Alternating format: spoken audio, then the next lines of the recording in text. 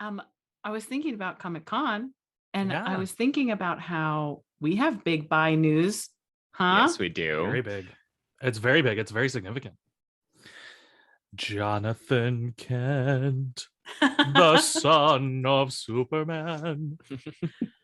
It's beautiful. It's That's it's It's great. exciting. beautiful. Is It's so Jonathan? exciting. I don't read the comics, as you know, but Oh. is Jonathan Clark and Lois's. Lois's kid? I'll Mhm. catch you up, Tessa. Yeah, catch me up, cash me up. They did this thing where they rebooted the universe, and we got a younger Oh. Superman for a little bit, and then for a few years, and then to restore everything in a way that like compromised the old canon with the new canon, they were like, well, we actually sent Superman and Lois into a time lock, and they were sent into an alternate parallel universe. Ooh.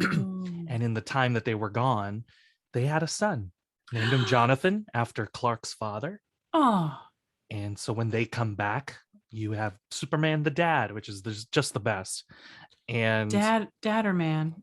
yeah, super dad. Super I think dad. is that's the more easy one. I'm sorry that I said dad or man when super dad was right there. I'm not. Sorry. Dada Man is Dada Man's different. It's very surreal. It's very Yeah, tips toilets on their sides and writes graffiti on them. You know. it may or may not be Banksy. We don't know. But yeah, and then Jonathan, and for a little while, I actually don't know how much he's involved in comics at the moment, but Damian Wayne, Bruce Wayne's son as well. They were the Super Sons, and they had the comic book for a little bit. Oh my gosh. Little Superman, little Batman. Oh my gosh, best friends. And they were best friends. It was great, and now they've kind of aged them up. Or like a little bit of time has gone forward, so they're like, yeah, let's get to what's next for Jonathan Kent. Yeah, well, I'm surprised that it's not like they got to smoochy smooch, you know? That's what people want to see, Yeah. isn't it? I think as Uh-huh. far as Damian Wayne is concerned, it's not been canonized, but he gives off very Ace vibes to me. Okay. I like that. Yeah, very Ace, very not just Ace, very task driven. So like there's a lot of like he is Robin pretty much 24/7. Okay. He doesn't have time for Lerv. No, he ain't got time for that shit. Which is understandable. It's a strong choice. Absolutely. Mhm. as Tessa's mug keeps telling us. I'm going to take a pause because my flatmate turned the AC on this morning or sometime in the night and never turned it back off. I do feel bad because she has to sneak into if I fall asleep without turning it on, she has to sneak into my room and turn it on in the night if she gets too hot. Oh wow. So anyway, it's not her What fault. a wreck of a system. I'll Well, tell you I had a what. foot of snow yesterday, so you can Oh, fuck what? right off with your AC. Yep. You had a foot of snow? Sure did. Almost got snowed in, actually. I don't think I've ever seen a total foot of snow. Really? I don't think so. I think even in the storm that I've lived through here, I don't think we got more than like 4 or 5 inches. I don't Yeah. remember. Foot of snow? Yeah, a foot of snow. Well, like the thing is when I posted the snow angels photo, that was just 6 inches, and then the next Oh, day wow. the snow angels were gone because it had snowed that much more. I didn't even think about that was Wow. happening in real time. For some reason, I was like, "Oh, Cameron is posting old pictures, No, old real pictures of time. like a vacation." Real time. Oh my gosh. Crazy. I have a friend in Alaska who posted like a big snow picture and I was like, well, that's Alaska. Right. That's not down here. Well, that's Alaska. Well, I don't know why I turned to John That's Wayne. the old saying. Well, that's It's Alaska. because of Well, North that's to Alaska. My Well, that's Alaska, partner. Oh, it's crazy. Snow The one- people. I can't do John Wayne. I want to. the one bit that my brother You don't does have that I to. remember from my childhood is he used to do Shania Twain's That Don't Impress Me Much, but he'd go, so you're John Wayne, that don't impress me much, and then he'd go, well, you don't impress me much neither, little lady. I don't remember the premise of the game anymore, really, but we had an improv warm-up game that was Shania Twain's Don't Impress Me Much. I don't know how it worked anymore, but it was just like, I don't know. Oh, so your closet is alphabetized. That don't impress me much. I guess it was just you name things that don't sound that impressive. I don't know. So your closet's color coordinated. Yeah. So you're bisexual. Yeah, that don't impress me much. Well, yeah, the whole group would say don't impress me much. I love that game. I love it. Yeah, that's amazing. I don't know what I think that's the whole game. I'm in. If you're listening out there, get in the comments and tell me what that game was about. Because I don't remember. I did a game with my students today. Oh, Cameron, I bet you'd like this game if you ever just have some like time to kill. Free time. Always. That's my middle name is Free Time. Free Time. Cameron Michael Free Time. But I mean, like, when you're like filling out your lesson plan and you're like, yeesh, what am I gonna put in here? Yeesh. As opposed to yeet, what am I gonna put in here? So I had them draw an object, then they traded their drawings with each other, and then I told them the bad news was that they were stranded on a desert island and only half of them could live. Typically you would vote, you would have each person goes to the front individually and is like, this is the object I brought and this is why you should keep me around, like vote for me to stay here. We didn't have time for that part, so it was just like each person went up and was like, this is why I should stay on the desert island, because with this object. And they were great. It was great.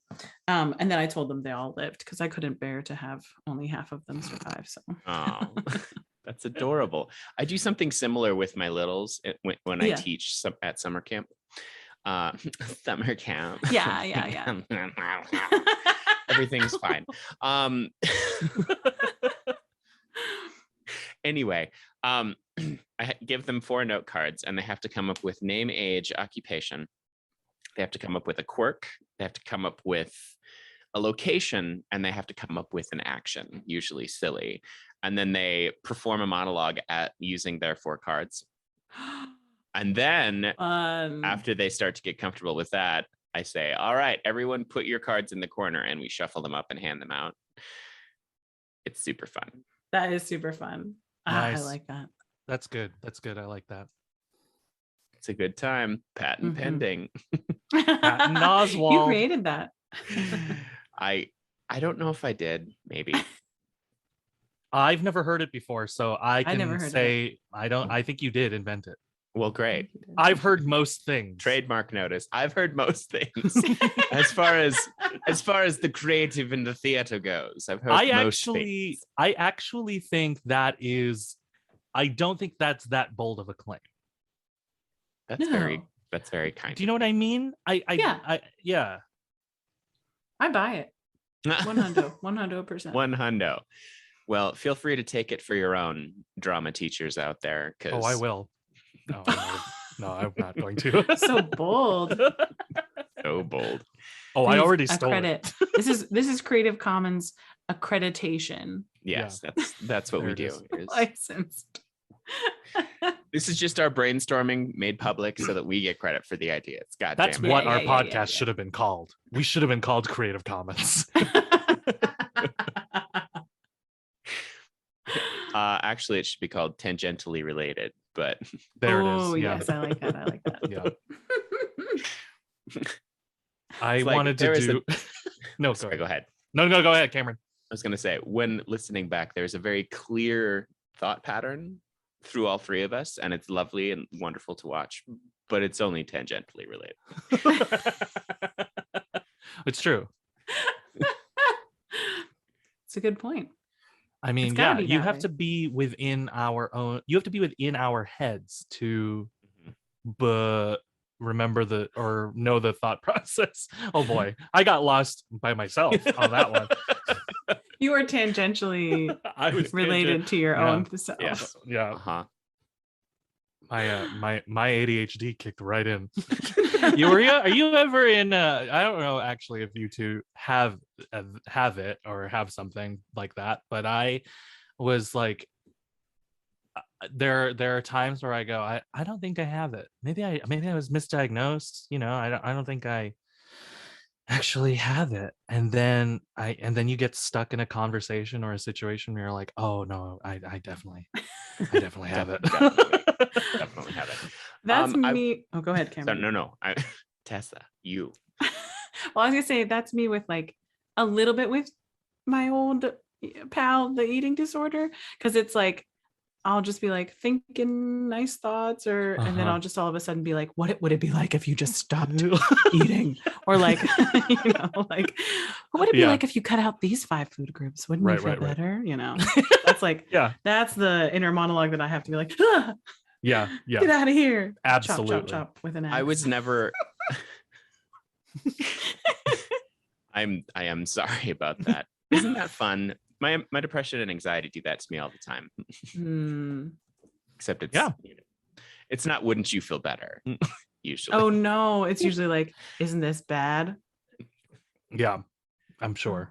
Yeah, we won't go into it because it's too heavy for this podcast. But I was never officially diagnosed with ADHD, and if I do have it, it's not a severe case. But there are you can only go through so many put a finger down challenges on TikTok before you're like, son of a bitch. Yeah. Yes. I will give you an ADHD related ED thing. Okay. Which is that I sometimes wish I was diagnosed with ADHD so that I could take those pills that make you thin. Oh no. That is the level that I have to like battle with an axe. That's awful. Wouldn't it be better? No, it wouldn't. That's awful. That's like a joke. I know Cameron just said like it's too heavy, but sorry. Like no. Like so that you are not alone in like that, like verging on like a dark comment, Tessa. I had for years I had a picture on Facebook that was my ADHD meds and my depression meds, and I was like, my depression meds keep me hey, like don't kill yourself today, but my ADHD meds make sure that I remember to take those other meds because otherwise I'll forget. Oops, forgot to kill myself. Oops. And yeah, there you go. That's the endless cycle. That is the endless cycle. Ah. I mean, we can cut this out, but usually when mine interjects, it's like, are you sure you wouldn't be better off dead? Oh my gosh. Yeah, it's love those intrusive They're thoughts. The best. They're the best. Yeah, I may have told this before, or I feel like I do tell it a lot, but it's a speaking of intrusive thoughts like that, when I first got on depression meds, my therapist was like, you may have increased suicidal thoughts, and I was like, wait, I could have more? Like, what do you mean? How will I know?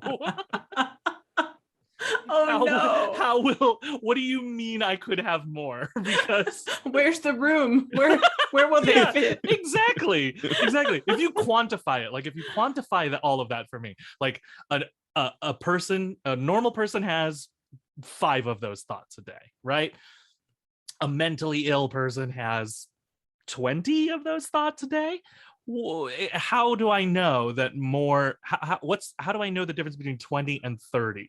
Like, where am I supposed to be like worried at this point? Am I supposed to count? Yeah. Do I count? Do I write? Is you got a clicker?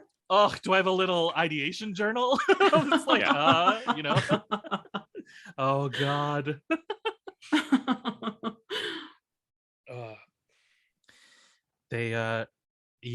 I've also noticed, though, to slightly transition tangential, but like I've noticed, at least anecdotally, observationally, everybody dealing with mental health generally also queer. Yeah. It's a lot of there's a lot of stuff wrapped up in there.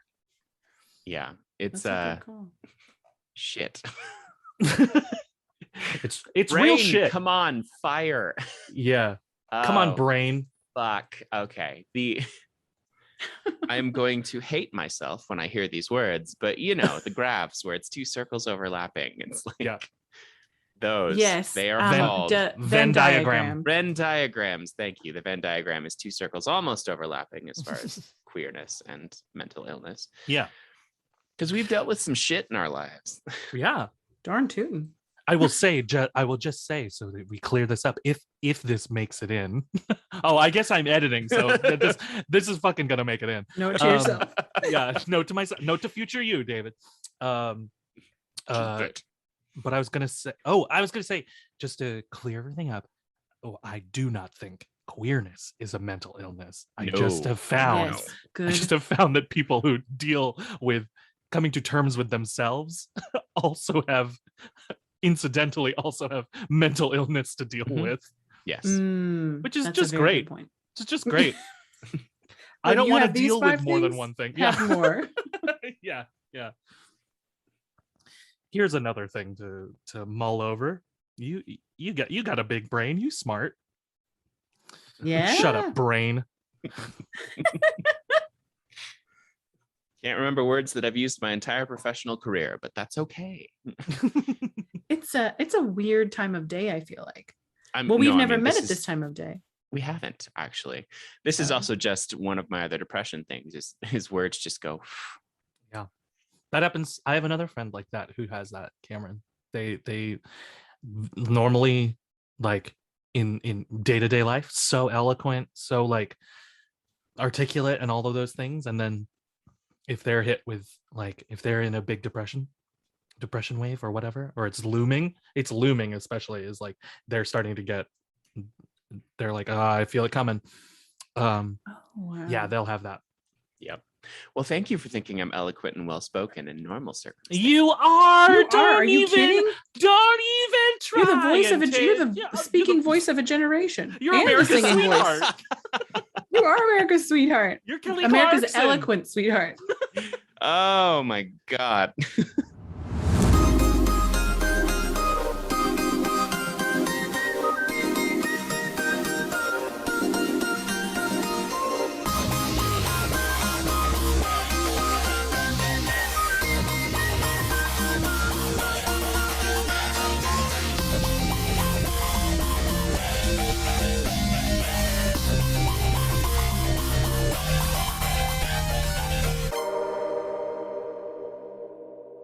Welcome to Omni Bilateral Panic. Joining us for another week, I'm David Armstrong. With me, as always, are the incredible Cameron Faring. Hello. And the incomparable Tessa Flannery. Hello. We're welcoming you all to episode 10, episode 11. What are we doing? I don't know. All right. We don't know. Let's do it. Let's Just keep it in order. Let's just keep it in order, and we'll get fucking hammered for episode 11 or 12 or whatever. Yeah, that sounds great. For the 12 days of Christmas. 12 days of Christmas. Oh my gosh. 12 shots of shotting. Oh my 11 gosh. shots are shotting. That was actually one of the favorite holiday parties that I ever threw. Was I made the 12 boozes of Christmas, which were way too sweet. Way too sweet. Like most of us only made it through like 7 of them, but still it was like, we had 12 of the, there were classics like eggnog and brandy, and then there were also like ice cream punch from the 60s. It was really fun. It was super great. 12 boozes of Christmas. Yes, the 12 boozes of Christmas. I like that. 12 rums of rumming. Yeah. 11 vodkas vodking. Oh, I went on a date with a lady. How was it? What?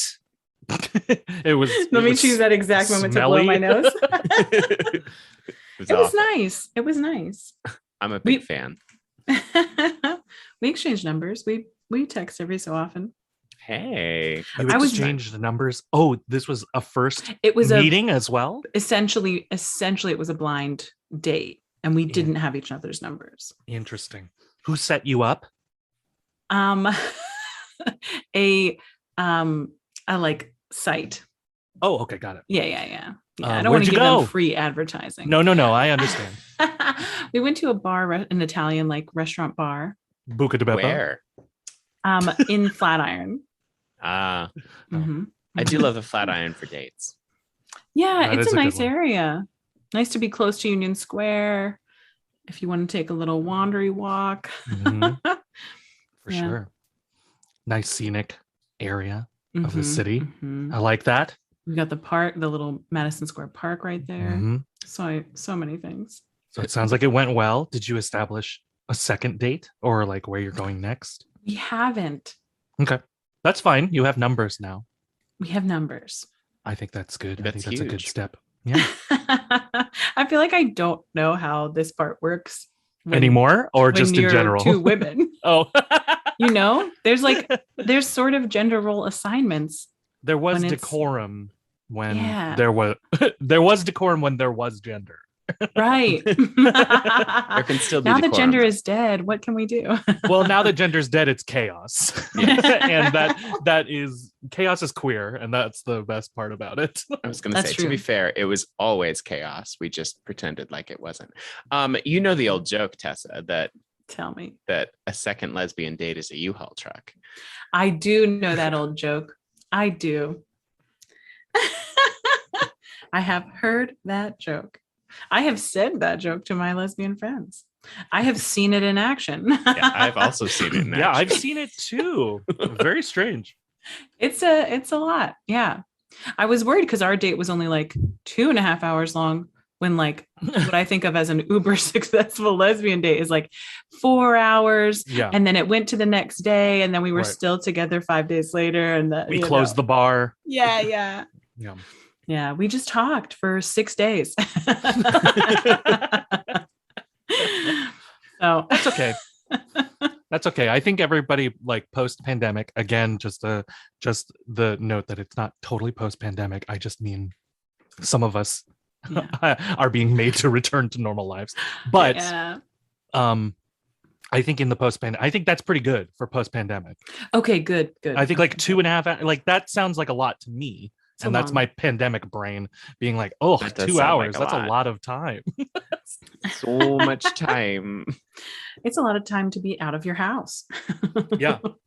I like went, a friend of mine came to New York recently for New York Comic-Con. Comic-Con. Ooh, Comic-Con. Comic-Cons, and they texted me and were like, I'm here. I know this is super last minute, but are you free tonight? And I'm like, I'm always free because I don't have anything to do right now.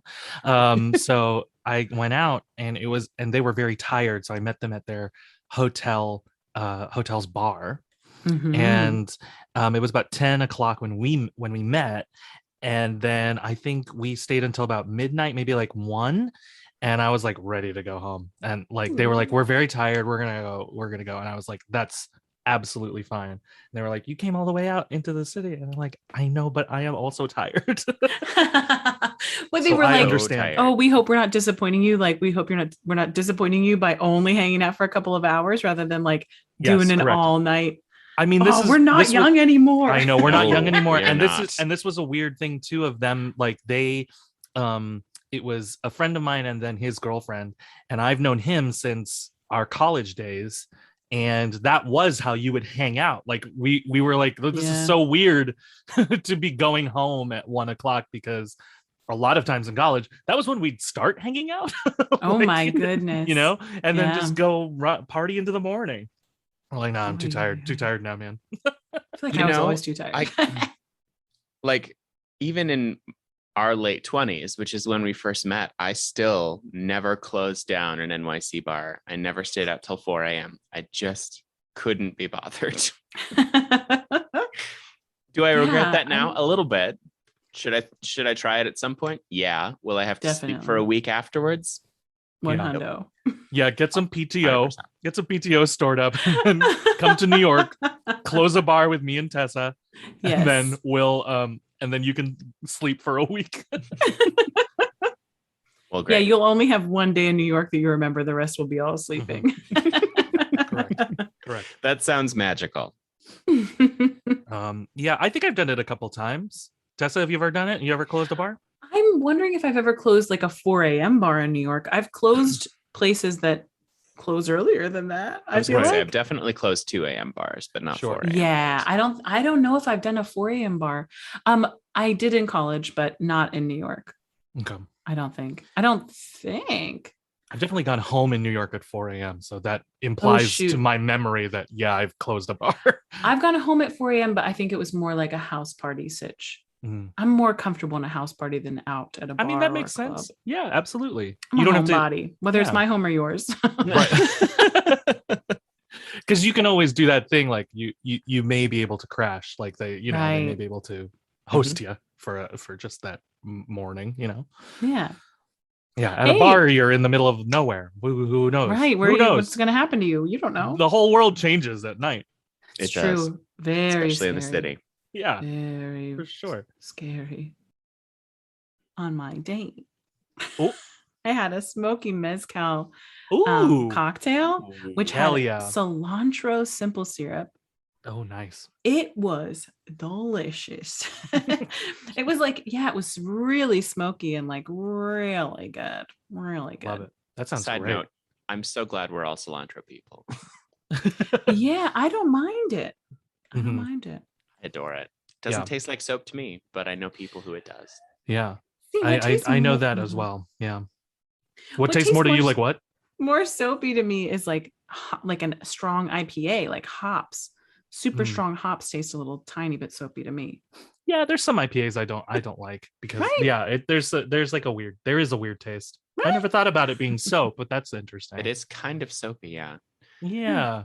Yeah. I have to be in the right mood for an IPA. I will drink almost all of them, but I definitely have to be in I almost describe it as a mood. Because, Yeah. How's that go? because it's We need to post a photo of your face so that people understand what is happening because it's very good. You look like a cartoon character. You look like what happens after like the cartoon character in Spider-Man Into the Spider-Verse. You know, the one that gets hit with the bagel? Oh yeah. Like I feel like you're making the face Bagel. that character makes. Yeah. that's fair. But yeah, Mm. it's where you're just in the mood for what you're drinking to kick your ass a little bit, just a little bit. Like Ooh. it's not a nice slender evening. It is not a chill evening. It is I want to be punched in the tongue just a little bit.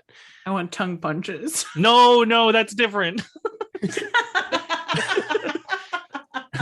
Another side note, my favorite Cards Against Humanity card ever is a tongue punch to the old fart box. Oh my gosh, no. I texted my friend because we were trying to like come up with those like innuendos, like the tongue like that, and I heard one and I sent it to him, and it was like 1 a.m, and I sent tongue bludgeoned her starfish. Oh no. You're kicked out of here. You can't stay. And he wrote back a long laugh, and then he goes, do you understand how much technology was needed to get that message to me? Our ancestors are looking down thinking they invented texting and this is what it's used for. Yeah, No one's our surprised. ancestors were proud of us, but they are no longer. No, nope. Oh no. Awful. Ugh. I need to meet a person brave enough to say one of those things during the act of sex.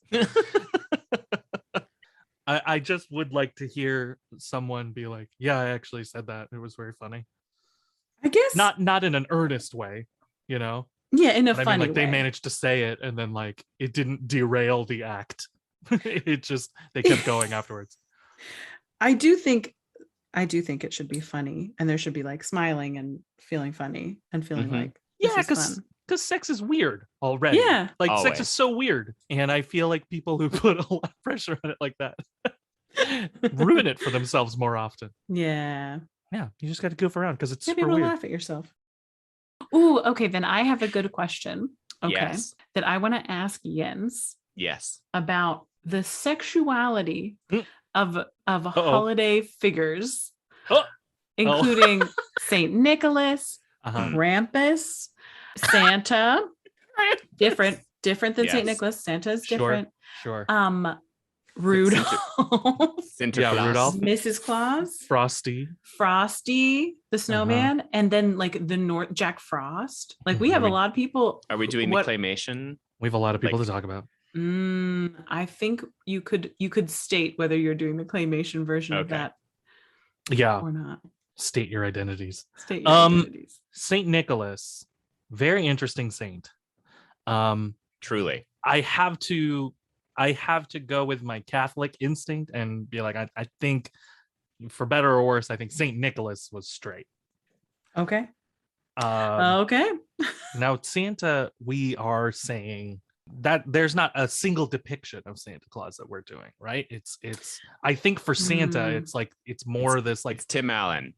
it's Tim, well, if it's Tim Allen, then Santa's also straight. Sorry. Yeah, I think generally like the character of Santa Yeah.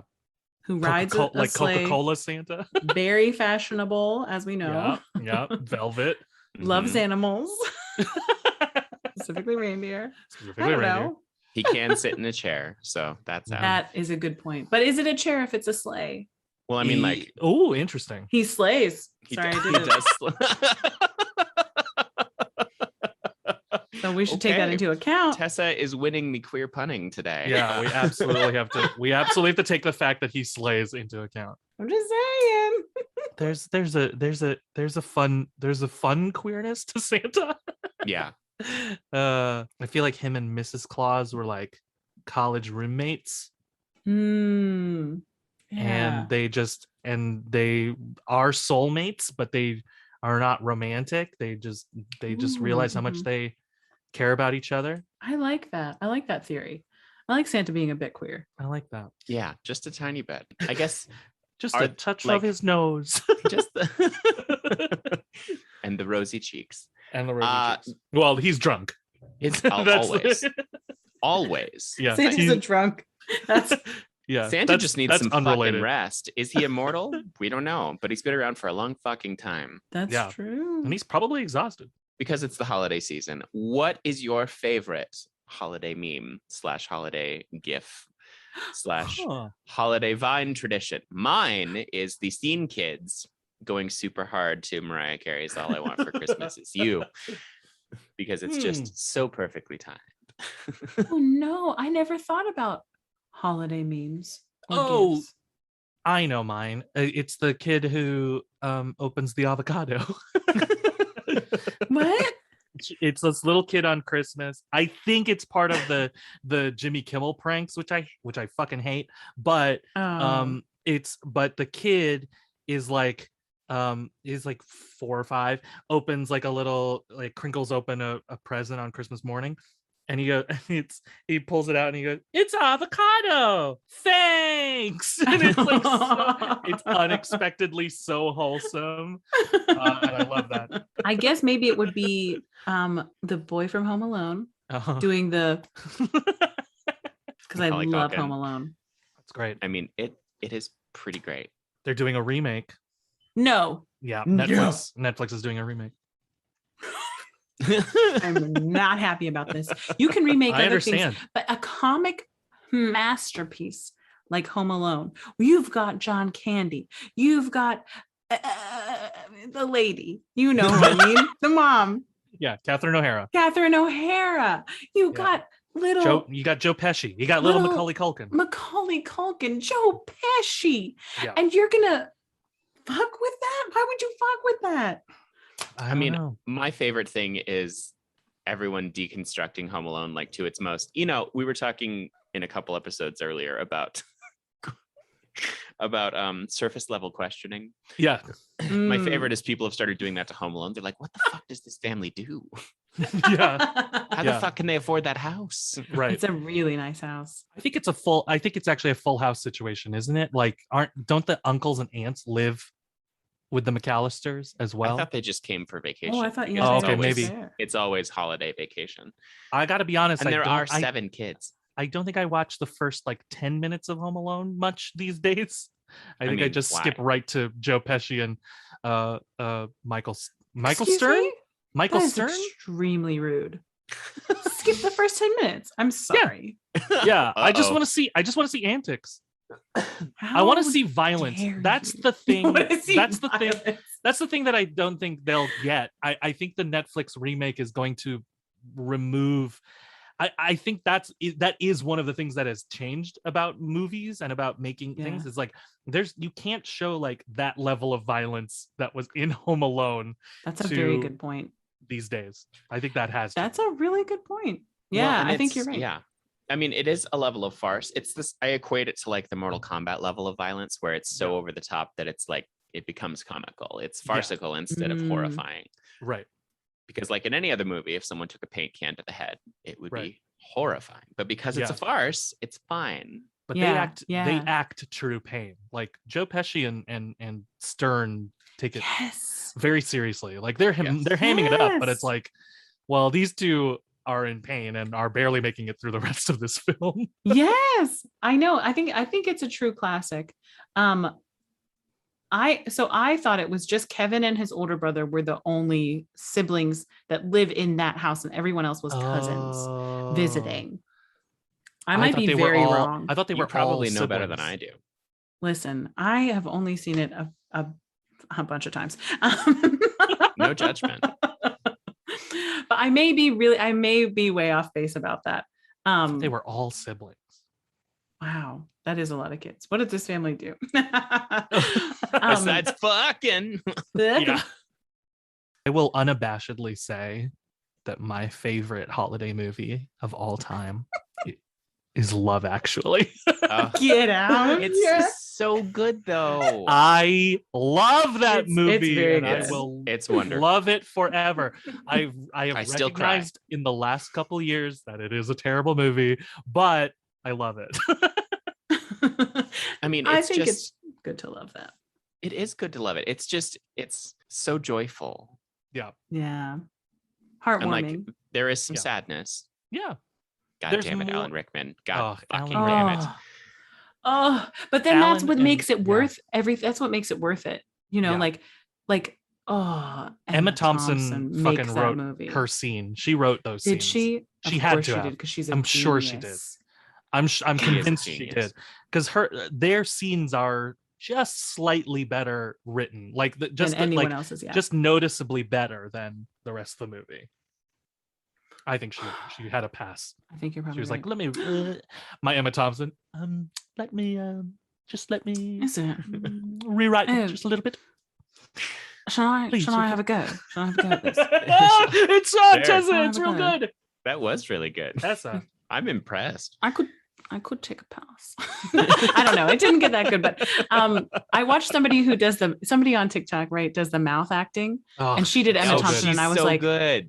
I was like, I know that is Emma about. Thompson. She Yep. does. It's small and down to the side. So, yeah, just got to finish this novel. yeah, there is some like, yeah. and then the jaw. Oh, Emma Thompson. I think there's more to love about the movie than there is to complain about. Yes. And I think ultimately at the end of the day, that's all you need. I don't need my movies to be perfect. I like them imperfect. And yeah. Okay, but yeah. Shall I tell you my favorite holiday movie? Please. Yes. I've been itching to tell you. You know Albert Finney's Scrooge? Ugh. Yes. Or Scrooge with Albert Finney. Wow. That's it. That's got to be the best. That is my favorite adaptation of A Christmas Carol. Is that Alec Guinness as Marley? Yes, Alec Guinness as Marley. I understand if Muppet Christmas Carol is your favorite, just different tonally, you know? 100% different tonally. The rest of the cast is like a bunch of nobodies, but you love them, and the singing is chef's kiss. Yeah. For me, I love it because it's like, you know, like orphan. It's weird. Like Isn't British it weird? Victorian orphans. And it is weird. It's like haunting, sad, kind of scary old movie. Yes. Oh, it's so good. Oh, Albert Finney. It's so good. That's a good one. I like that. Yeah. They're like the only place where it really goes like totally off the rails is like they go to hell. Oh, yes. Where and Scrooge That's is right. like and Marley meets Scrooge and is like, they made your chain. It's as big as a something. He's like, it's so big. How did they get Alec Guinness to do that movie? But oh my gosh. And then they go to hell and he's cash. Cold. Yeah. He didn't know what he was signing up for. He did so good. I didn't read the script, dear boy. I didn't read it until I was doing it. I volunteered to show you around. Yeah. No one else wanted to. Emotions. I think that performance makes that movie. But it's so all the songs are so good. Sorry. Okay, so no, you're I fine. went on too long. No, about I love that. Screwed. That's fantastic. You called me. You called it exactly as it was. Muppet Christmas Carol is my favorite. That's cool. I get it. It's good. Who plays Marley in that one? The old Stadler and Waldorf. Yeah, right. Oh, they both do. Yeah, they're the Marley brothers. The Marley brothers. Yes. Wow. Bob and Jacob, right? Yep. And Jacob and Bob, Robert Marley. And Robert. Oh, Robert. Fuck, that's funny. I know. I love that. So good. It's very and good. Michael Caine is and Michael Caine Spears. Michael Caine. Yeah. Michael Caine. And he plays it 100% straight, and it's so good. That's what. So we never watched that one growing up. We were not a big Muppets house, and I'm not sure why, but we didn't watch that one growing up. But I watched it, the whole thing, for the first time, like last Christmas. Oh my God. I know. And I was like, this movie would absolutely fall apart if our buddy Michael Caine was any less committed. Yeah. He committed so hard, and that's what makes it so good. He knows. And he knows that's what's gonna make it. You know. Yeah. He knows what it's needed. He's a genius. He is a genius. Michael Caine. I also watched. Why do we fall down, Bruce?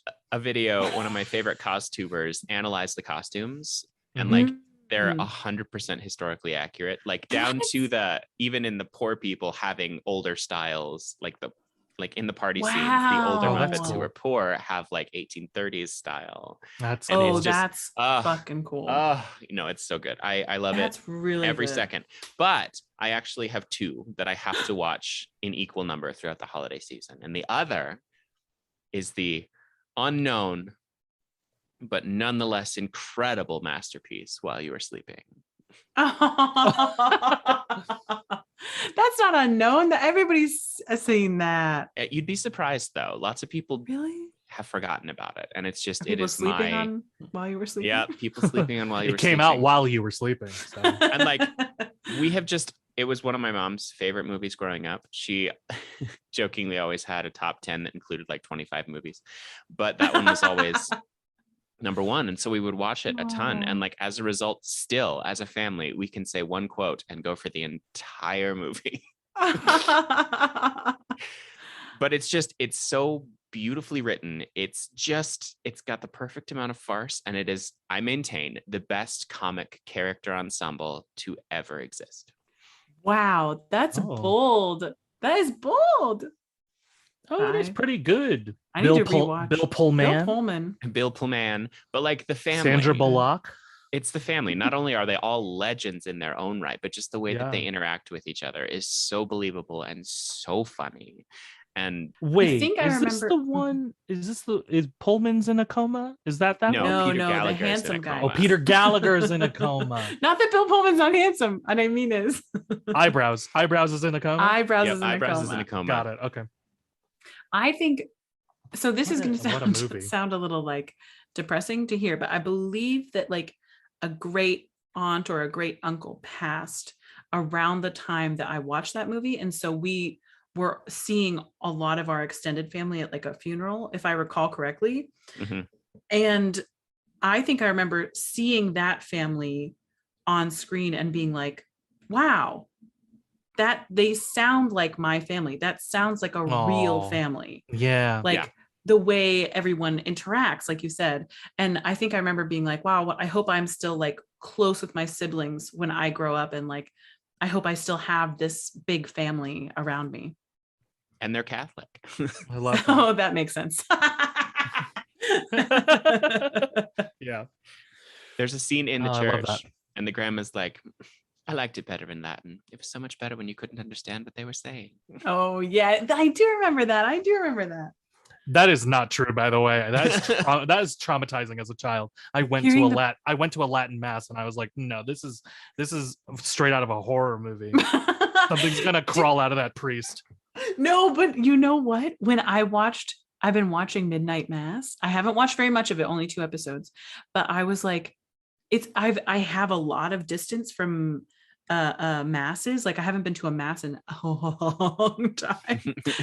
And hearing the like words, which I knew and remembered, of course, because they indoctrinate you when you're a child, but hearing those words again and seeing it on film, I was like, this is a cult and this is terrifying. Tangentially related. Yes. Have I told you all about my recurring nightmare that I've had since I was a child? Oh, no. I mean, it's very funny, actually. It's not funny while it's happening, but it's very funny. So when I was young, my mom worked at a high school that is now abandoned. Oh, this is already scary. Well, I mean, like, it's just, I know it so well because I spent my entire childhood there. So like, even now I can picture exactly where her room is. I know exactly what's to the left, to the right, walk down the hallway, can see everything. Oh my goodness. Like it's visceral. And so in this nightmare, I wake up because I'm usually sleeping, but I wake up in the dream. I don't know why. Explain that, Freud. And like, I can't even explain it. I don't know what. I know. But so I come out of her classroom, which is dark, and I turn to the right and walk down the long hallway to where the cafeteria was. And like there was this long, it was built in the 60s, so they added in a long handicap accessible ramp that like just goes down. And as I approach the cafeteria, I see that it's filled with artifacts, like from all over the world, all kinds of things, like Egyptian mummies and treasures. And then like just for some reason there's a bunch of mounted animals there as well. Shout out to your former work wife, David, and bad taxidermy. But there's just all kinds of things. It's this weird, it looks like a movie representation of a rich person's attic, you know, like everything is covered in sheets. And then there's and the interesting thing is what changes, there is always a person and they're always starting to read out of this giant book in the corner. I have chills. And the person changes, but it's always the same setup. And like they start speaking and it's in Latin, and I immediately feel compelled to scream out, "Never speak Latin around dead things, never speak Latin around dead things." And I say it 3 times and then things start to wiggle and I wake up. But like it's been every year of my life that I've had this dream. Every year of your every year since you can remember, like since I can remember. And now that I'm older, I'm like, oh hey, guys. The old familiar place. How's it going, everyone? But yeah, so now whenever someone scary. just even mentions Latin, that just appears in my head. Never speak Latin around dead things. Never speak Latin. Oh, I have so many chills. Like you can see it. Happy holidays, everybody. Do you have dreams like that where like, do you have dreams that continue? Do you know what I mean? Like I've had dream. I'm pretty sure, I'm pretty confident of like, I've dreamt of like a place that I've been to before in a dream, and I've like come back to that place. Like it's not a repetition of the dream that I had before, but I'm like, oh yeah, this is the dream, whatever, you know, like like I've been to these places before, maybe with different dream companions, but that's interesting. So and then there it are feels stories, like a continuation. Yeah, there are stories that kind of continue, or threads that continue sometimes. I have tangentially related. I have always wondered if before media was released in chunks, if people dreamt in chunks. Ooh, fascinating. Because like, you know, for a while people didn't read, except, you know, the priests did when they were indoctrinating the entire country. And then as newspapers became more common, they would release stories in chunks. It's not, you know, it hasn't been, we've had like 400 years of piecemealing stories. And so I wonder if people have always dreamt in chunks, and that's just Well, they our always natural evolution? Or it does like media does affect dreams. it does. You have Yeah. people older, you have older generations who say that they dreamt in black and white Huh. because that's what TV and TV movies was. were. Yeah. Interesting. Well, one thing I wonder about like stories in chunks is I think about like oral traditions that we've always Mhm. had. And I feel like nighttime, like bedtime story type things have been told in chunks. Like Mhm. fairy tales are short so that you can tell them all in one Right. go. But I feel like there must be like long stories that are oral tradition that it Well, we took would get it took read several nights to tell that. Yeah, we would get read Harry Potter a chapter at a time. So you would only Yeah. get Yeah, but before books and stuff, you know, before books. when it was like gather Yeah, around the fire and we'll that tell you has the to be tale right. of, you know, this Yeah. warrior hero. Like mythology, right? You'd Mhm. have a bunch of different stories about the same characters. So it was like, oh, well, you don't hear the whole story of that character in one go, right? Right. Yeah, Maybe. but Yeah. But wouldn't you go to temple for that? If Well, it maybe was for the maybe if like it was Zeus and religious. Apollo and them, yeah. Yeah. But I think if you're just telling stories around a campfire or whatever, the hearth around the hearth. Around the hearth. Yeah, I was doing for literally no reason, just like wanted to learn a little bit about like Slavic pre-Christian deities. Because the Slavs were like, and I'm part Slovene, you know. So I was like, what were the Slovenes up to? And it was I like love that. the Slovene some folks of the Slovenes were like, Christianity sounds crazy. We're not, and they didn't adopt it until like 1300. Like some parts of Eastern Europe were like the last parts to adopt Christianity of like Europe. It is crazy. It is crazy. They were right. Yeah. They're still right. Mhm. It's been interesting to like look at those stories, like, you know, the Baba Yaga story. So things like that like existed pre-Christian stories and ideas. There is something very fascinating to me about what Christianity in particular appropriated to make those things relatable or demonize those things.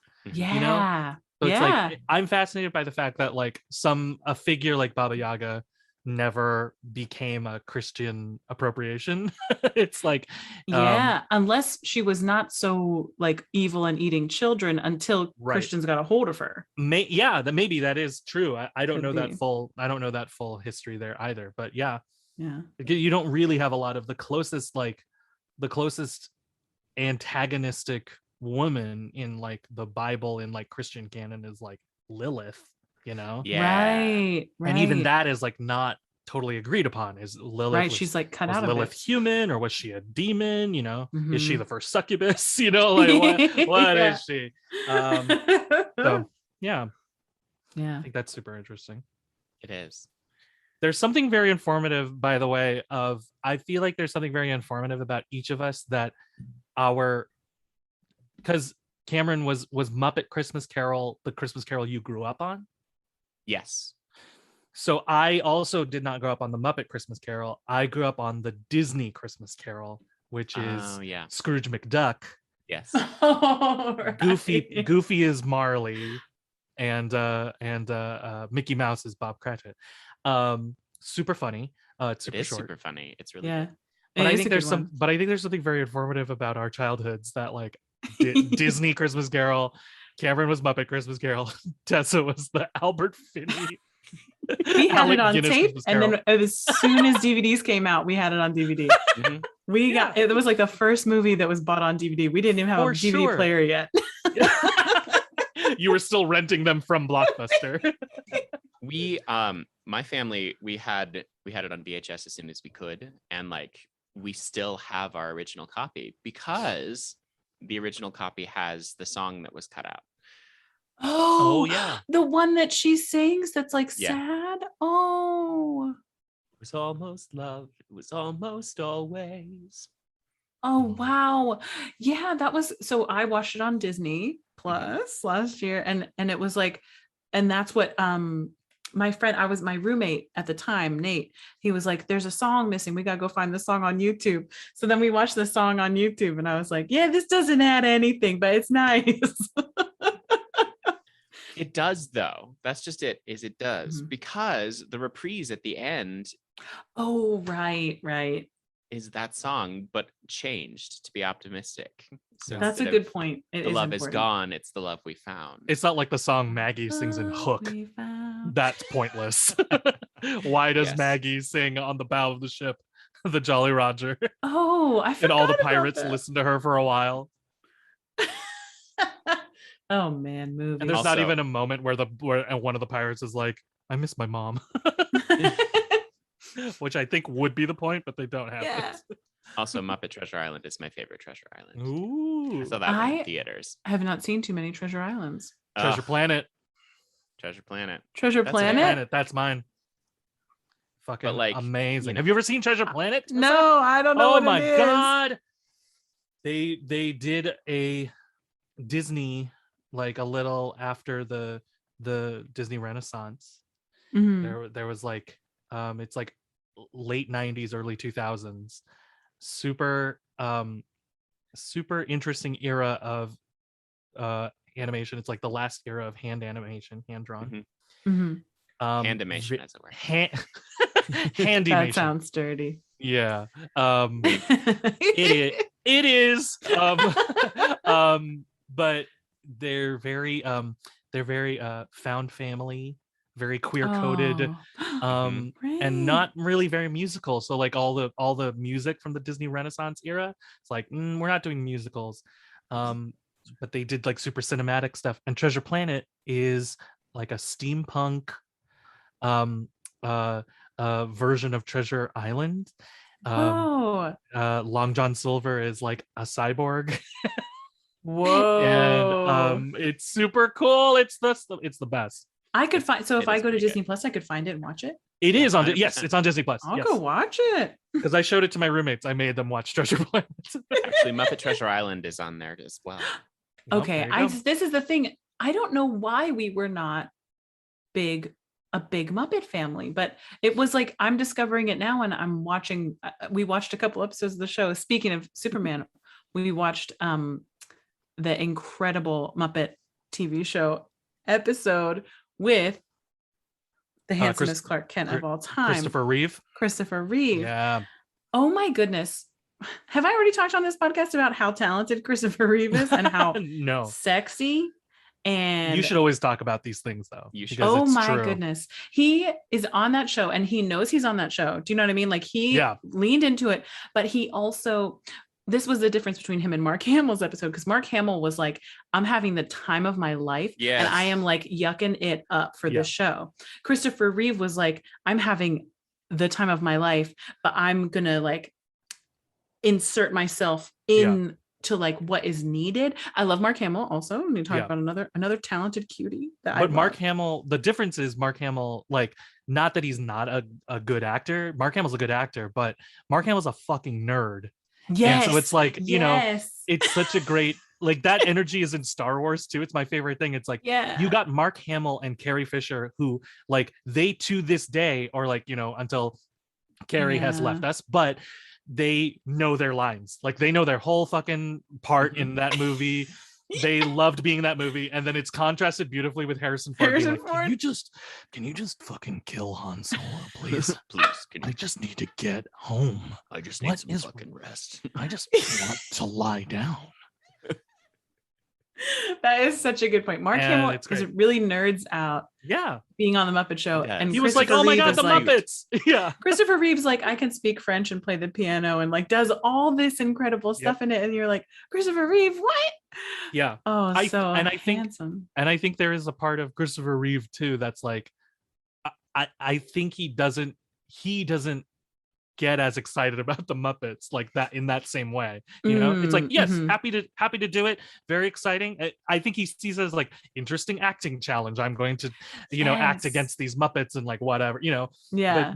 But it doesn't encompass his brain like Mark Hamill, who's like, oh, it's the Muppets. Like, You can see it in Mark Hamill's eyes. He's like, I'm on the Muppet Show. Which is how I would be if I was on the Muppet same. Show. Oh, I can never be allowed to do the Muppet Show. The most starstruck I've ever been was when the actual Muppets were backstage at the Delacorte. I could not keep What? my shit The Muppets were together. backstage at the Delacorte. When was this? Yes.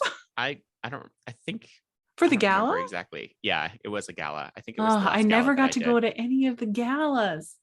Tessa, I did know them I missed all. out. I didn't get to see the Kevin Kline, Meryl Streep business. I was backstage for that. Oh, you lucky duck. Yeah, it was pretty great. Yeah, no, that was the most starstruck I've ever been. I was like, keep it cool, Cameron. Keep it cool. God damn it, Cameron. Meanwhile, can I just point out, we've talked about being starstruck before and how I was an idiot and a drooling idiot in front of Tina Fey. And maybe we talked about the time that I thought like I was not going to be weird. I was not going to be weird. And then I was extremely weird when Tobey Maguire came to the public and I was like, I don't know this one. Oh my gosh. Yeah, Tobey Maguire came to see a show. He was like a half hour early and he was like, I'm going to go away and come back because he didn't want to be like standing around and people be weird, Yeah. Understandably, he's Tobey Maguire. But then he came back a few minutes late. And so we had to late seat him. And they told me like, okay, we're going to bring him to your side, Tessa. And I lost my mind. And then they didn't even bring him to my side anyway. I was like, ah! That's really and then funny. it was not to be, which is probably for the best. Probably for the better. Yeah. Probably. Tangentially related, back to Muppet Treasure Island. Have I told you all about my Tim Curry problem? Uh-oh. You have a need Tim to tell Curry us about problem? it right now. No, I mean, it's not really a problem. He is one of my favorite performers that have ever existed. Yeah. I love everything, including The Witch King, which is garbage. But oh, how dare you? It's what classic. A reference. Classic good work. But like, this is probably I don't like it in my stand-up. I don't like him. I don't like Witch King. This should probably be in my type 5 for stand-up, but like whenever I saw Tim Curry in something, I wanted to be that thing. And so like when you think about what he has done in his career, especially when we were kids, it's kind of problematic because like when he was Long John Silver, I wanted to be a pirate. When he was when he was in Home Alone 2, I wanted to abuse Macaulay Culkin. When he was oh no. When he was a sweet transvestite from Transsexual Transylvania, I wanted to be that. Mm-hmm. And worst of all, when he was the demon that was trying to destroy the rainforest, I wanted to destroy the rainforest. Yeah. I was like, no. You know who has a good point? Tim Curry. Slime beneath me, slime above. It's so good. It's so good. And I mean, obviously, I've kind of gotten over it. But you better not Ferngully place up. Yeah, you better not ruin any rainforests, Cameron. No, this podcast is evidence. It will have it is perfect evidence. No, I mean, like I didn't want to necessarily destroy the rainforest, but eventually becoming an all-powerful demon that has to be trapped somewhere. That sounds like fun to me. That was your jam. That's my dream. That's my brand now. That's my brand. You want to be very powerful, but also left alone is what I'm hearing. Is what I'm hearing from you. I'm not a licensed therapist, but that's what I'm hearing from you.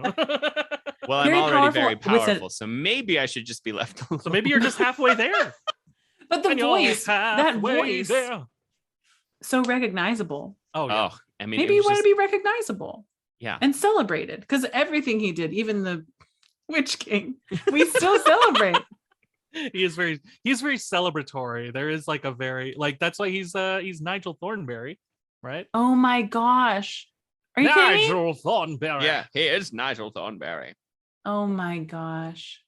Wasn't he also the voice in something recent? Oh, I watched Over the Garden Wall just recently. Yes. The whole thing in one day. And he was good. Aunt Lorna, something like that. Yeah. So good. So good. I was like, I know this voice. I know who this is. Yeah. He's very good. He is. But yeah. Also, what twinkly eye. Like there is a real charisma Mhm. to Tim Curry that like I don't know who else has that level of like I don't know who has that level of charisma. Yeah. I don't know anyone. Well, No, he's the it's like- main reason that I'm always hesitant. Speaking about remakes, I'm always hesitant when I ever hear someone talk about a Clue remake, Oh yeah. because it's like the rest of that cast is very good, but I feel like the rest of the cast, they will try and do other things. So nobody's going to try and do Madeline Kahn again, right? You can't touch a No. Madeline Kahn. You can't touch Christopher Lee. No. Christopher. Reeves? No. Plumber? No. The prophet. Who's Doc Brown? Oh God. Oh, Lloyd. Lloyd. Oh Jesus. Christopher Lloyd, Professor Plum. Actually, all of the Jesus Christophers Christ. you can't Yeah, you can't replace them, anyone. being honest. But like they would just cast other comedians who will do their own thing. Like they'll put their own spin on new characters. Yeah. But the butler, Tim Curry's role, I think you kind of have to do it the same way, and you don't have Tim Curry's charisma. Nobody does. No one does. It's anchored by that performance, and it's like I don't see even like really good comic actors that I love. I'm like, I don't think it would be the same, and I don't think it would be very No. good. He's such a unique force. Yeah. And type. Yeah. Like there's nobody else who would play who could play all those different roles he's played. Nobody that I can think of. And it too. Like, just Oh yeah, and he's Pennywise. I started looking around. I still haven't seen that because it's probably too scary for me. Maybe that's the thing too. It's like he's also capable of an incredibly unsettling. His Pennywise is scary. Oh, it's terrifying. Yeah. And that's very interesting for someone who I generally see in other things as a very joyous, positive, charismatic, Yeah. charming, He's the It's those butler. He's sparkly Nigel eyes. Thornberry. And then all of a sudden he's like, and also Pennywise. Yeah. Like- Oh. Hexus, that's his name. The demon from From Fern Gully. It's been a long time since I've seen Fern Gully. And Robin Williams too. God, Yeah, speaking Robin of Williams. He's in legendary cast. Fern Gully? Yeah, Yeah. he's the bat. Yeah, he's baddie. Oh. Mhm. What a great film. I love that film so much. Oh, gotta save the rainforest. Oh. That was really good. Dang it. That was good. Is there anything that your family always read or always talked about? For me, it was Gift of the Magi. And I would just like to say, as an Oh. adult, it is straight up anti-capitalist propaganda. And I'm so in. Yes. O. Henry? Yes. Is that the O. Henry? Yeah. little It thing? is. Uh-huh. I love that story. I gotta say, I think their sacrifices are disproportionate. They are. Her hair can grow back. Okay.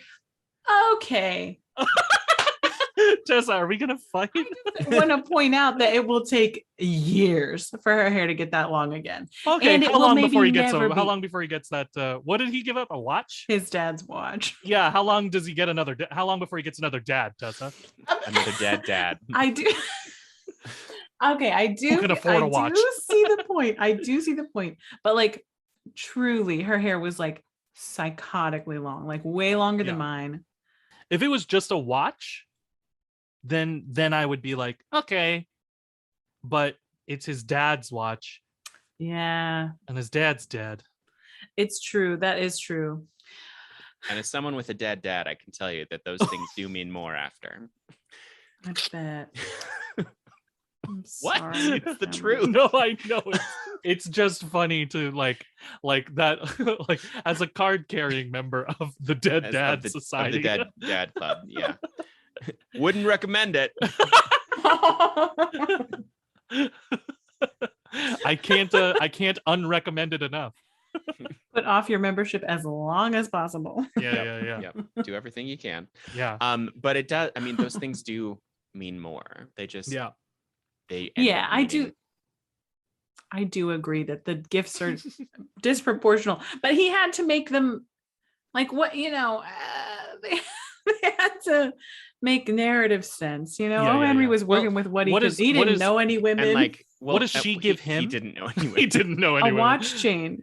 A watch chain. Okay. Yeah, she gives him a watch chain. He gives her a comb. That is the capitalist criticism, because I feel like that watch should have brought in a lot more than just a comb. Well, Yeah. it was gilded. It was a Was it gilded and brush jeweled? set. Yeah. Yeah. Oh. It was a whole hair care set. And actually, to be fair, she can still use it even with short hair. That's true. Yeah. Well, Yes! and also like I think it's just a blazing indictment of the patriarchy, because like he was like, well, what can she give up? What matters hair. to a woman? Yeah. Her hair. Yeah. Jesus. Yeah. All right. Oh, Henry should have talked to a woman. He was doing the best he could. Yeah. But Yeah. who did that back then? I mean, Nobody. but that's probably not just that's not simply an indictment of O. Henry. It is an indictment of like, what else did a woman own in those days? You know, That's a very good point. what could she have sold in that house that did not actually belong to him? Right. Right. That she could have sold. So Here's me as O. Henry pitching this story. Hang on. I cannot wait. Hang on, everybody. Listen, listeners. I know we've all inadvertently done a lot of impressions on this show. And and some of them inadvertently, some of them we've teed each other up to do them because we know how good and flawless all of our impressions are. Now, I know you're gonna be like, wait, I don't think I've ever heard O. Henry speak or anything. Like, I don't think there's any recorded thing. I think he predates recorded archives. But you'd be wrong, my friends. Oh no. Because oh no. In this moment, Tessa. Class A impressionist. Oh no. Is now going to inhabit the ghost of O. Henry. And you're going to be like, oh my God, is O. Henry a guest on the podcast today? This little bitch. I know, this is great. This is what I wanted. We take you now to a pitch meeting between a literary agent and O. Henry. Got an idea for a short story. Now listen. Got a man. Got his dad's watch. Yeah. Gonna get a watch chain for a gift. But he sold the watch. Oh, you know why? You know why? Why did he sell the watch? Because he's giving something to his woman, his wife. Oh. You know how she got the watch chain? How did you get the watch chain? Sold her body. Oh, sold her body on the streets. Wait, her body? She sold her body? Yeah, prostitution. Wait. This is a story about the eels of prostitution. The eels of prostitution? Exactly. Okay. Wow. Is there something maybe less extreme that she could sell? Her body. Gotta Wait, be a... This is a Christmas story, O. Henry. Oh, Henry, she's gonna sell a body, and a husband's gonna get something pure, but she's not pure anymore. Oh, okay. Oh, this is gross, and I don't like it. What do you mean? Could you maybe like have her sell a part of herself instead of maybe not all of body? Her. Yeah, her feet. She sells her feet. And how would she do that and survive? This is, the 17th century. She sells her organs in advance. Oh, okay. Okay, I think we're getting closer. My brother and I, by the way, we're the publishers. Jacob and Robert Marley. Yeah, the Marley brothers are the only brothers I work with. Marley Brothers Publishing. Yeah. Our hearts are painted black. Yeah. She sells her organs, and he gives her something you would use for your organs. What is that? Oh, Henry, what is that? I like the implication that O. Henry knows so little about women. Yeah, doesn't even understand them anatomically. Yep. What do women have? Do they organ have spoons? kidneys? Organ spoons. Organ spoons. Oh, this is the best. Shit. This is my favorite new segment where we bring back a dead author that Tessa plays, trying to get their opus published. We'll call it pitching and catching. Oh, hey-oh. It sounds dirty because it is. Oh my God. Man, oh Henry, what a weird guy. Oh Henry. What's the O stand for? Good Orgasm. question. Orgasm. Oh. Orgasm Henry. The women have those. I just like, oh Henry. Oh Henry doesn't understand women at all. And then after we make it big, we can have Gilbert Gottfried play O. Henry. Yeah, definitely should be Gilbert Gottfried. And she cuts off her hair. But lo and behold, he's also sold his watch. What the fuck are they gonna do? Merry Christmas, everyone. Oh. Do you remember midnight yeah. premieres? Do you remember actual midnight Yeah, premieres? yeah. I haven't done those like since I was in my 20s. I feel like The last- I'm the same. I went with some of our buddies. I feel like Rachel and crew to Infinity War, I think. Ooh. And we did the midnight, and it was like jam packed. We had got the last like tiny little bits of seats we could. We were like not sitting together because that we couldn't. And then I didn't know going in that there was going to be a second part. So I was like, wow, they're gonna have to wrap this up quick. We'd been in the theater for like 3 hours already. I was like, how are they gonna wrap this up quick enough? Yeah. It was like, this story will continue. I looked at Rachel. I was like, are you fucking kidding me? Yeah. The last one I went to was Harry Potter Part 8. Yeah. That would have been Wow. I think that was pretty much my last one too. Wow. Yeah. Oh, wow. Which was There's not a the same while ago. hype. Yeah, there's not the same hype surrounding other. I feel like midnight Yeah. premieres was a trend that came and went more or less with Harry Potter for Well, me. it was definitely. I Mm. mean, I went to the Lord of the Rings ones too. It was basically just for millennials because we were all in high school at the time. That's right. Yeah. That's a good point. Yeah. Yeah, I did we in college when the Iron Man movies were coming out, which Mhm. dates me. I'm pretty old, but The same age, Tessa. not the first Wow. Iron Man movie, but like the third Iron Man movie came out when I was in college, and we went to see that all together at a midnight showing. I think maybe it was If the the second. I third can't Iron remember. Man movie came out when you were in college, I Is feel that like correct? that doesn't. I feel like that doesn't No. make you that old. No. I'm trying to remember like- what time is. That's a good We point. watched it's a good an point. Well Iron made. Man movie in a cinema at the Sure. midnight premiere when I was at college. Okay. Yeah, no, we watched other movies at midnight, but I don't. They as soon as like Harry Potter was done, there wasn't Yeah. as much of an incentive. to- Yeah. I did like Same. maybe one more Star Wars at midnight, but I was gonna say I did the Star Oh. Wars as a midnight. yeah, You mean the prequels or the new no, I ones? think they re-released the prequels at some They did. point, and yeah, so I Oh. went and I think they did it at midnight. Maybe I'm misremembering that, but okay. I went to. I remember seeing Phantom Menace again in theaters. I saw it the first time in theaters. Don't I think- sigh like that. It I'm was great. sorry. I did go. I had the best I'm time. sure we went to see them in theaters when I was. Yeah, so good. So Actually, that was good. my N64. Was I got the Star Wars Pod Racer. Oh yeah, N64. pod. Oh. Now this is pod racing. We like to say that at other movies, like when something badass happens. you turn to whoever you're seeing the movie with, and you go, now this is pod racing. And it really bothers some nerds because they hate Star Wars, the prequels. Pod racing in particular. It was so fun. Why would you hate that? It was also such a fun game. People complain. That's what it comes down to. People complain. They don't know what they're complaining about. They just want to be negative about it. Well, hey.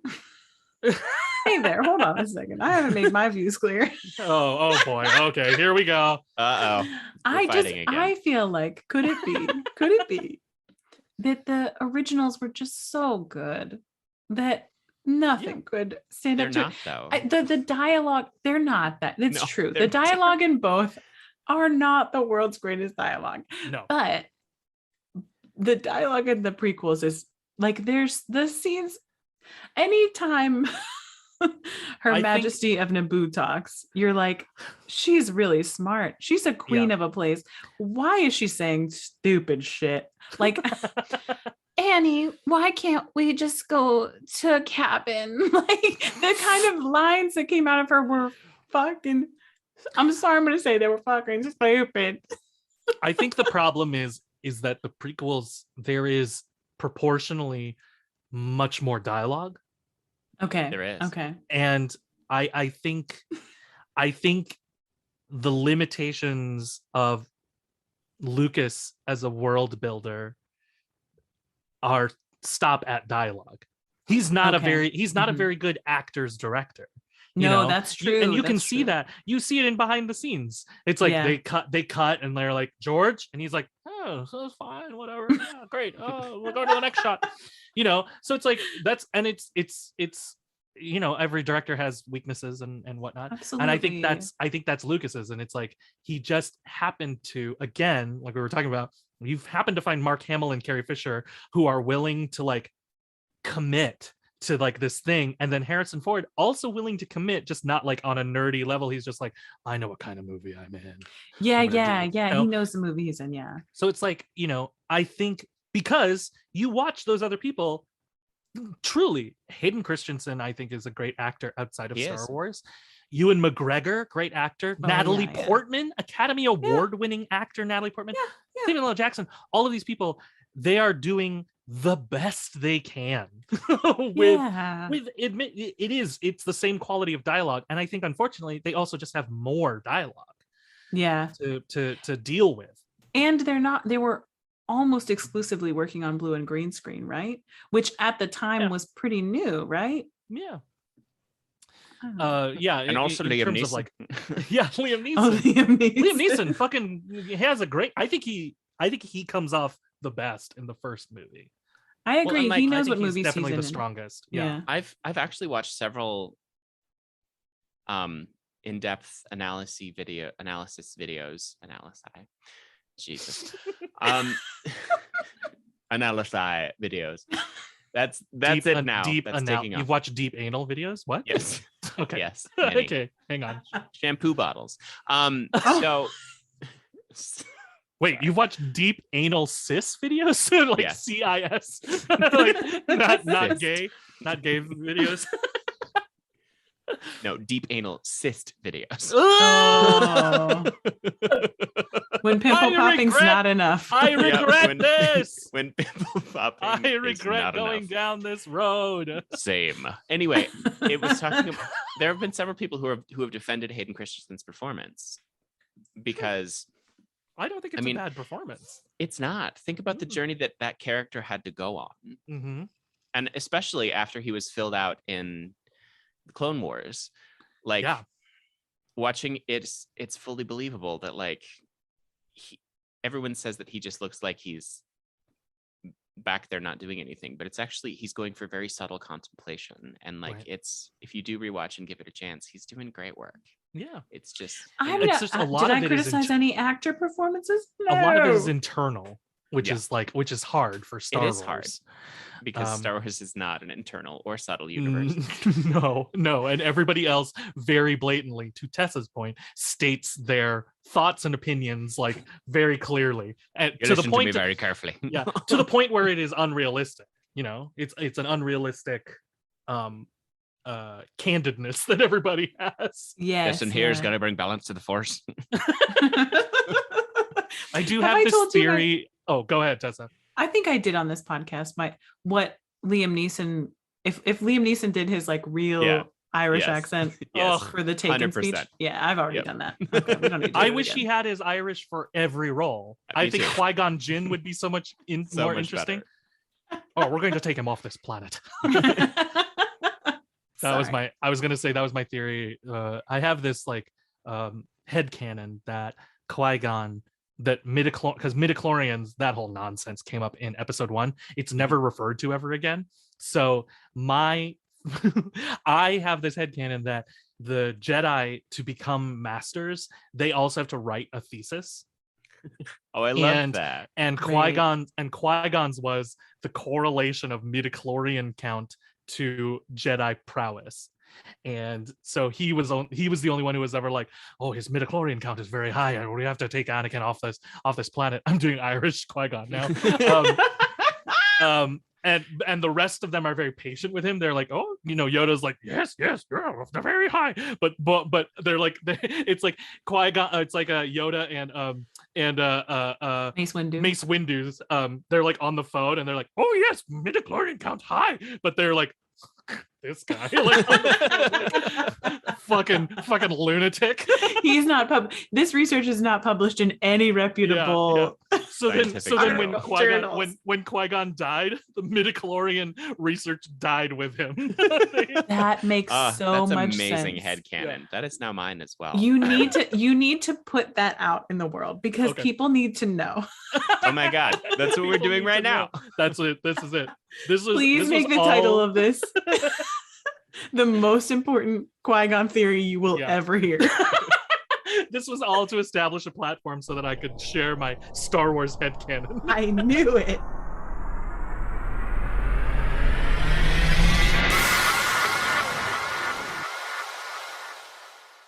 That brings us to our final segment on FMK. I did want to say, Ooh. I think Krampus is like most horror icons. I think they're very queer. 100%. Yeah, Krampus is queer for sure. Krampus hangs out with the Babadook and Yeah. Pennywise. They all Oh just God. go out And clubbing. Baba Yaga. Baba They all Yaga's have for there. sure. Yeah. All incredibly queer. Like, come on. Yeah. 100%. Santa Claus, Krampus, and who else delivers toys What is her name Judgment. from Sweden? Oh, Oh. Saint Lucia? Yeah. Yeah. is that a real thing? to Is have that a a real lady. person? She's based on a real person. She was she's real. based on. Okay. Yeah. San Lucia? Yeah. Saint Lucia. I meant more in like I meant more in the vein of, are they like Santa, like a She creation? does- I think she comes to your house. She does. Yeah. She enters your house. She penetrates your home. She penetrates your home. Welcome back to Home Penetration.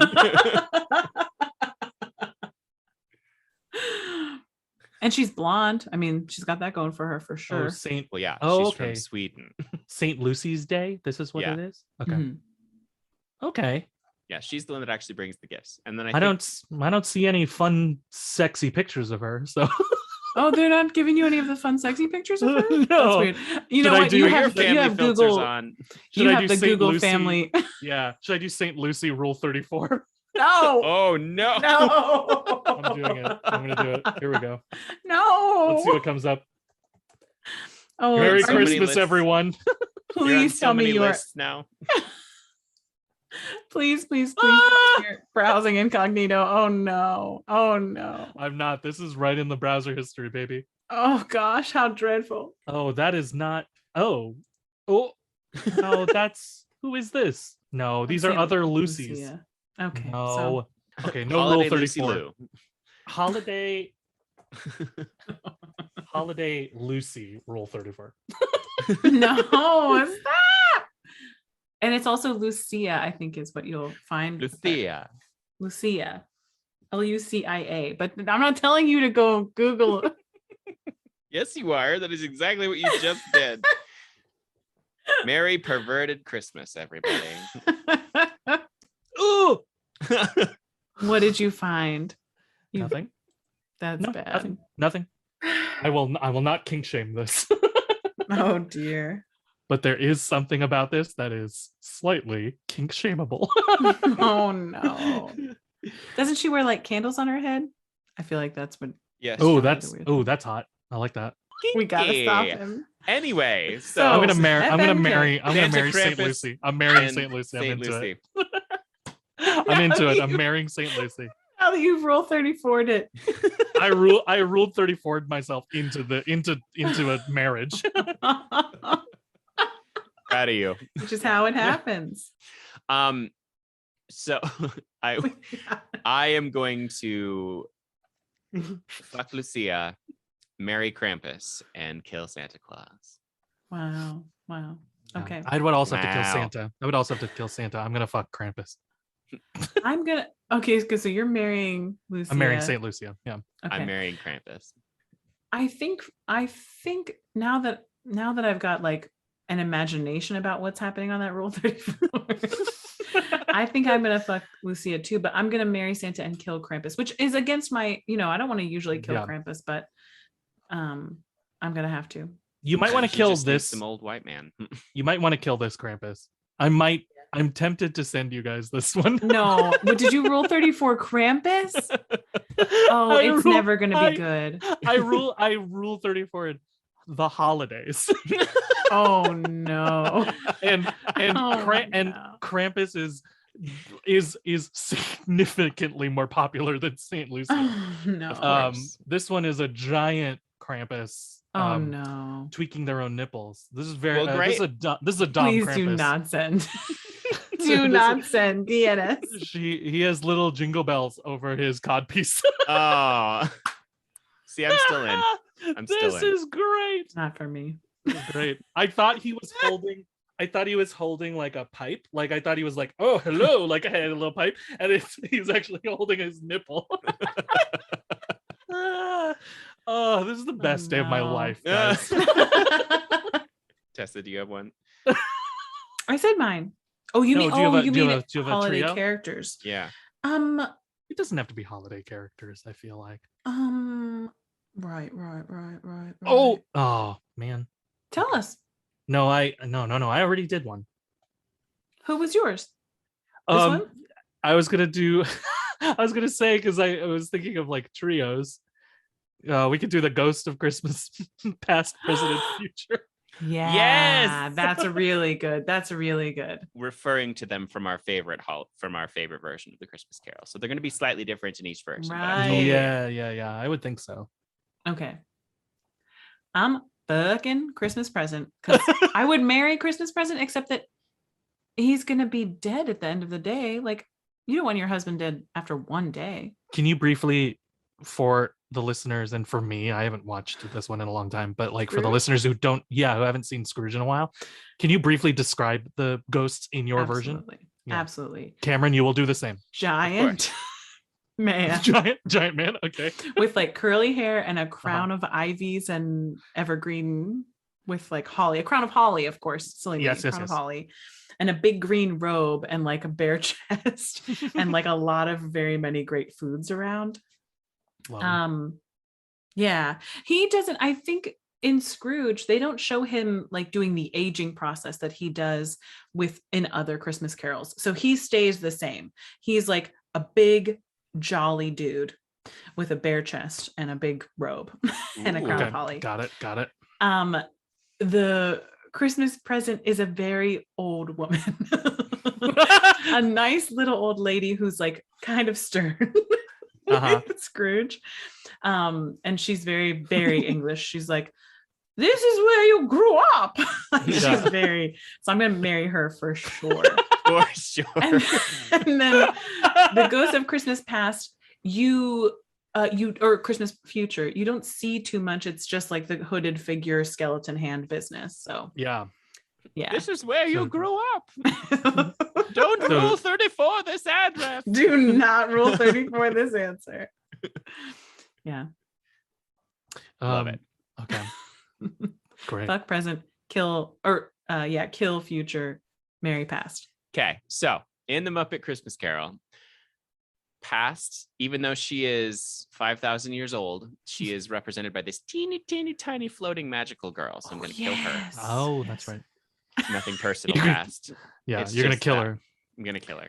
You don't like tiny floating girls. I don't. Not a fan. Notoriously fan. does not like that. Cameron has very few strong stances. One of them is tiny floaty girls. No thanks. Nope, not about tiny floaty girls. I am going to marry Christmas Present, who is represented by a very Santa Claus looking fellow who coincidentally has red hair.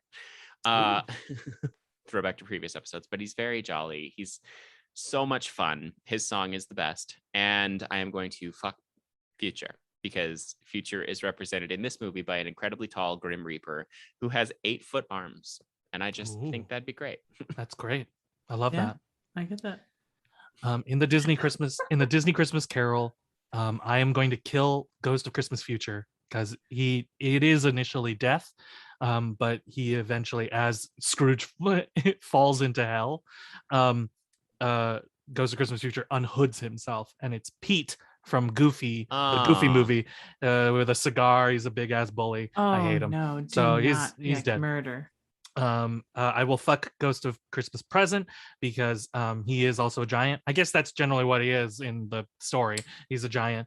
But it's the giant from Fun and Fancy Free, whose voice I did for you already. And he's great. And I'm gonna marry the Ghost of Christmas Past, because it's Jiminy Cricket, y'all. Yeah. Always be marrying Jiminy Cricket. Always marry Jiminy Cricket. ABMJC. Yeah. He's great. Oh no, this means I have to real quick come up with who we're gonna FMK next. Nope. It's my turn. Okay, thank goodness, Cameron. Phew. I'm so excited.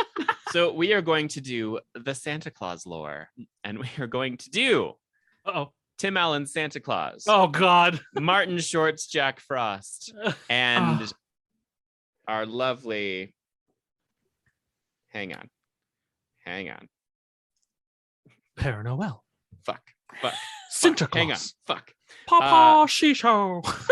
We're gonna do our beloved David Krumholtz, Bernard the Elf. Oh, Bernard the Elf. Wait, Bernard the the one who advises him through the whole thing. So dreamy. So dreamy. I think I fuck Bernard. I marry Jack Frost. Martin Short's Jack Frost. I kill Tim Allen's Santa Claus. I'm gonna marry Bernard. Okay. I'm gonna fuck Martin Short, Jack Frost, and I'm going to kill Tim Allen also. I am the same, Tessa. Okay, great. Oh, marry Bernard. Bernard. What I some apologies to Tim Allen. Sorry, Tim Allen. He wasn't looking only for some. Yeah, he's got people. He's fine. He's fine. He doesn't need a bunch of people who don't know how to sit in chairs like us.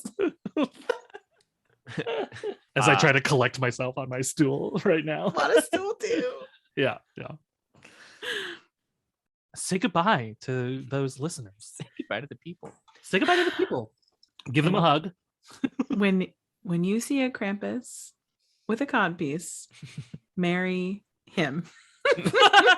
I'm Tessa Flannery. I'm Cameron Faring, and I just wanted to remind you that no matter how or what holidays you celebrate, make sure that inebriation is involved.